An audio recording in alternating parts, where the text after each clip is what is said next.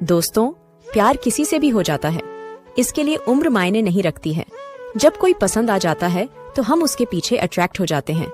फिर समझ में नहीं आता है क्या करें। दिन रात उसी के ख्यालों में डूबे रहते हैं।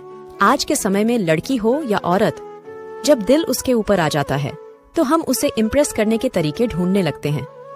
यहाँ तक कि कुछ लड़कों को आंटी बहुत पसंद होती है।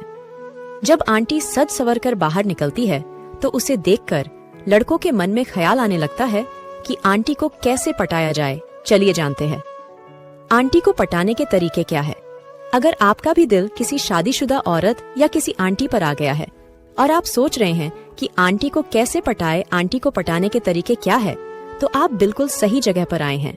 आज की लिस्ट में आपको आंटी को पटाने के धांसू तरीके मिलने वाले हैं, जिसकी मदद से आप किसी भी शादीशुदा महिला या आंटी को पटा सकते हैं। लेकिन यदि आप बताए गए तरीके को सही से फॉलो करेंगे तो आप आंटी को बड़े ही आसानी से पटा सकते हो। आंटी को पटाने में ज्यादा मुश्किल नहीं होती है, लेकिन एक बात का ध्यान रखना है, अगर वह न माने तो उसके साथ जबरदस्ती कभी मत करना। तो चलिए इस वीडियो को शुरू करते हैं। नंबर 1, आंटी से बात करें। दोस्तों, अगर आपको कोई आंटी पसंद आ गई है और आप सोच रहे हैं कि आंटी को कैसे पटाए, तो सबसे जरूरी बात होता है पहले आप आंटी से बात करें। बगैर बात किए आप उसे नहीं बता सकते हो, इसलिए आप आंटी से बात करने की कोशिश करें। अगर आपकी उससे बात हो गई तो आप धीरे धीरे उसे अपने तरफ इम्प्रेस कर लेंगे, मीठी मीठी बातें करेंगे, और अगर आप किसी से प्यार से बात करते हैं तो वह आपकी तरफ बहुत जल्द अट्रैक्ट होती है, जिससे आपको आंटी को पटाने में बहुत ही आसानी हो जाएगी।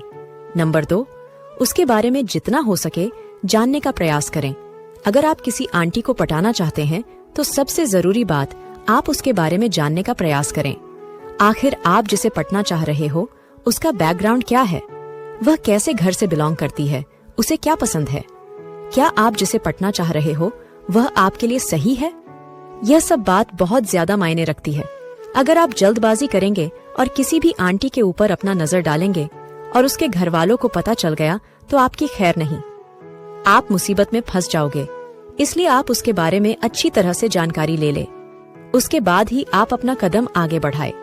नंबर 3, आप उसकी तारीफ करें। आपको एक बात बता दूं, अगर आप आंटी सोच रहे हैं तो आपको ज्यादा सोचने की जरूरत नहीं है। बस आपको आंटी की तारीफ करनी होगी। आंटी की तारीफ करके आप आंटी को बता सकते हो, और यह बहुत मायने रखता है। अगर आप किसी भी शादीशुदा महिला या फिर किसी लड़की की तारीफ करते हो तो उसे बहुत अच्छा लगता है, वह आपकी ओर आकर्षित होती है, इसलिए आप उसकी तारीफ जरूर करें। ऐसी बात नहीं कि आप उसकी सुंदरता की ही तारीफ करें, आप उसकी अच्छाई की भी तारीफ कर सकते हैं। वह कोई न्यू ड्रेस ले तो उसकी भी तारीफ कर सकते हैं, उसकी कुकिंग या सिंगिंग की भी तारीफ कर सकते हो।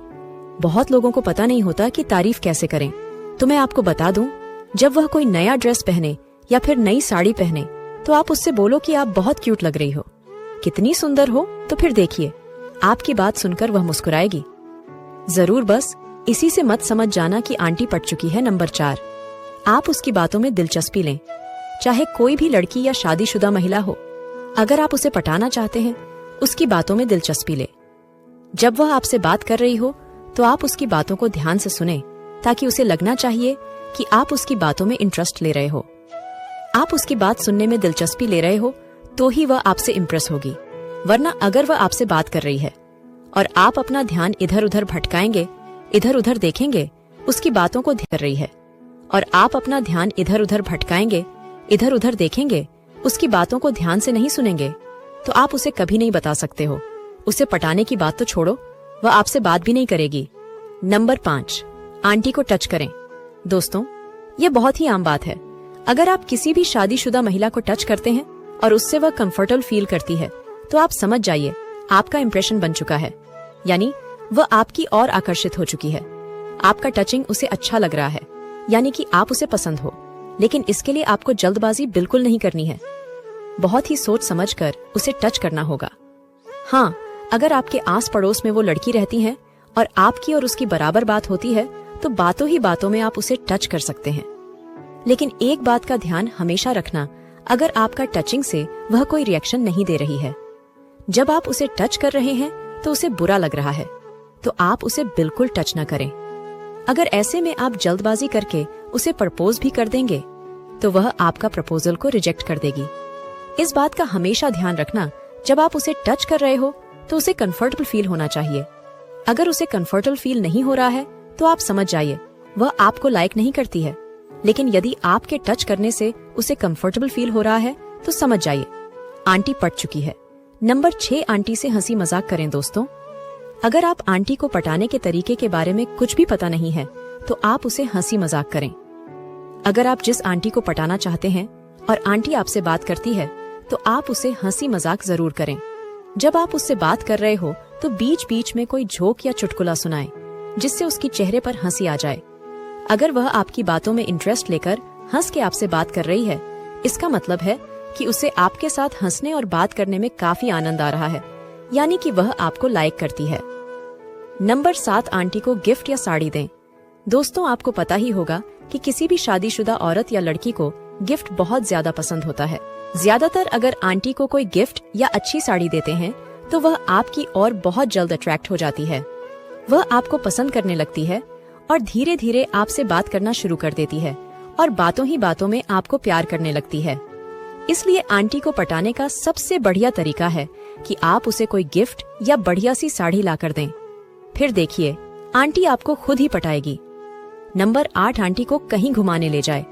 अगर आप आंटी को पटाने के तरीके ढूंढ रहे हैं तो आप आंटी को कहीं घुमाने ले जाए।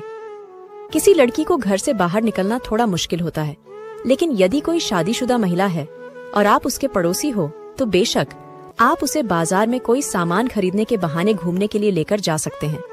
जब वह आपके साथ घूमने जाएं, तो आप किसी पार्क में ले जाएं, उसे मीठी मीठी बातें करें और उसको बातों ही बातों में इम्प्रेस करने की कोशिश करें।